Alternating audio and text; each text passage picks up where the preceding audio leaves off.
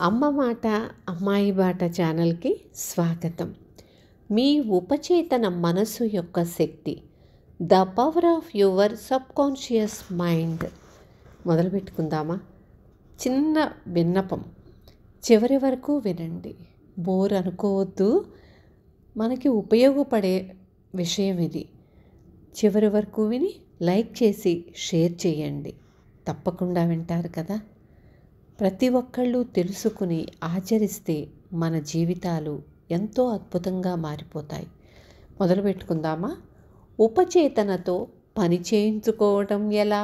మనకి బాగా తెలుసు పనమ్మాయితో ఎలా పని చేయించుకుంటాము. అందుకే ఉపచేతనం మీద మనం అధికారం చెలాయిస్తే ఇంకెంత బాగుంటుంది. ప్రేమతో అధికారం. మొదలు పెట్టుకుందామా?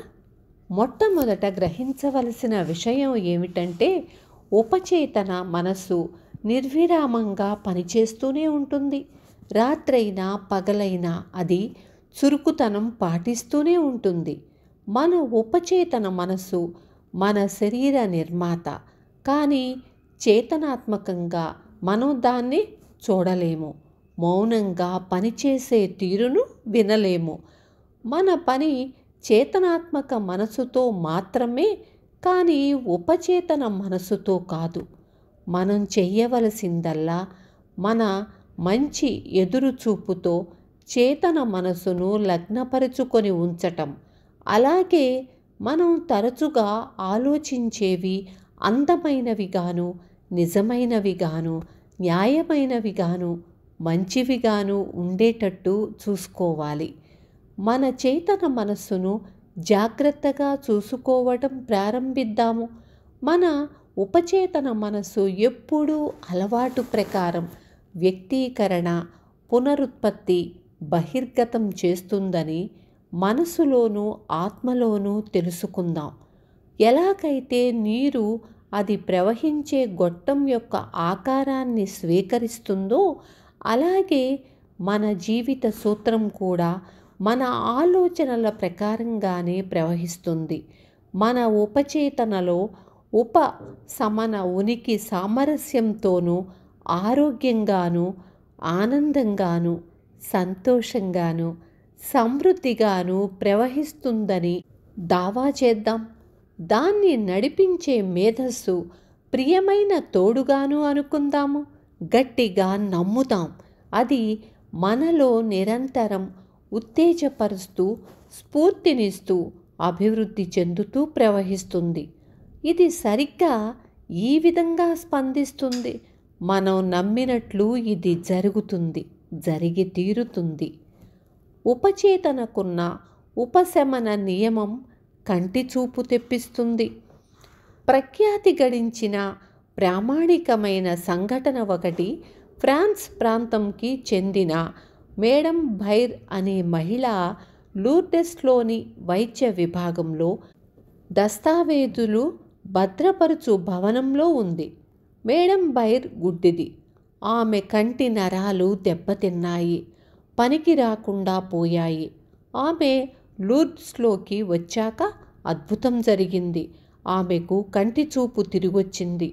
రూత్ క్రాన్సన్ అనే ప్రొటెస్టెంట్ యువతి లూర్డ్స్లో స్వస్థత పొందిన వారి గురించి దర్యాప్తు చేసి మెక్కల్ అనే పత్రికలో 1955 నవంబర్ నెల సంచికలో మేడం భైర్ గురించి ఇలా వ్రాసింది.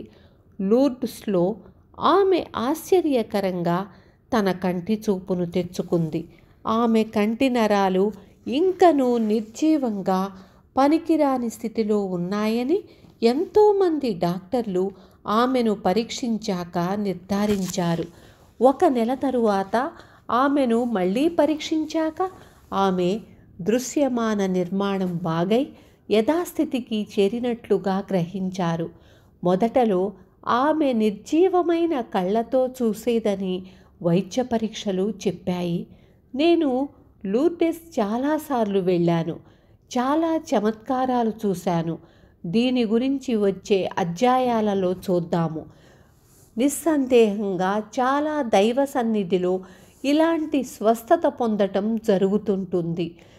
అది క్రైస్తవ మతం కానివ్వండి, మరే మతమైనా కానివ్వండి అని రచయిత చెప్తున్నారు. ఆ పుణ్యక్షేత్రంలోని నీటి వలన మేడం భైర్కు నయం కాలేదు. ఆమెను నయం చేసింది ఆమె ఉపచేతన మనసే. ఆమె నమ్మకానికి అనుగుణంగా అది ప్రత్యుత్తరమిచ్చింది.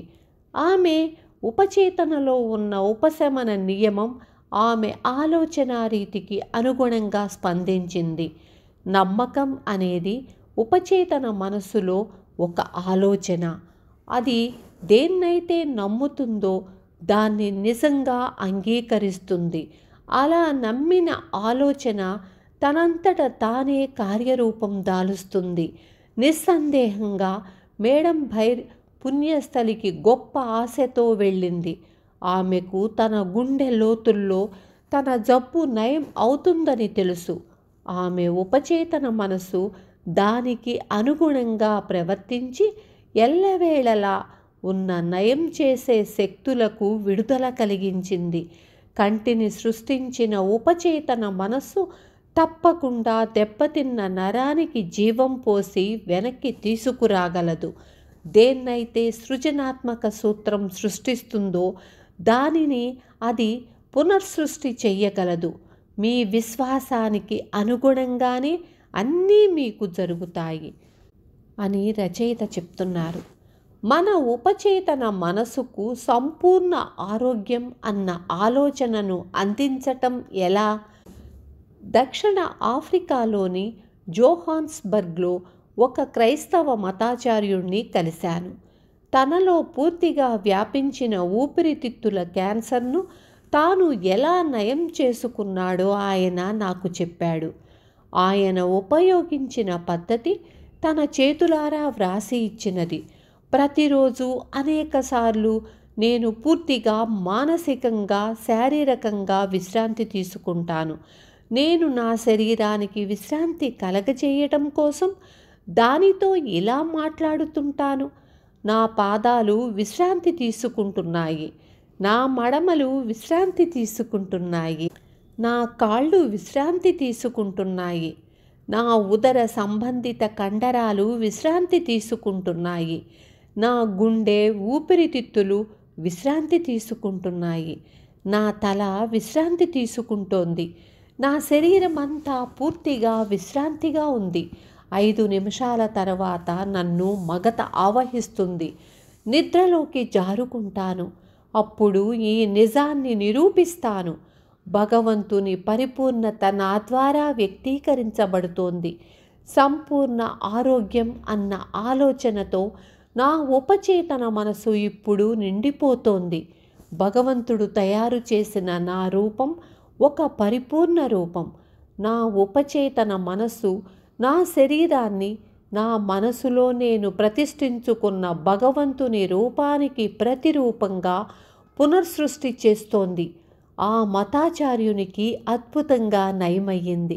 అతను వాడిన పద్ధతి ఎంతో సులభమైనది. ఆరోగ్యం యొక్క ఆలోచనను మన ఉపచేతన మనసుకు వ్యక్తపరచడానికున్న మరొక అద్భుతమైన మార్గం క్రమశిక్షణతో కూడిన వైజ్ఞానిక కల్పన ద్వారా.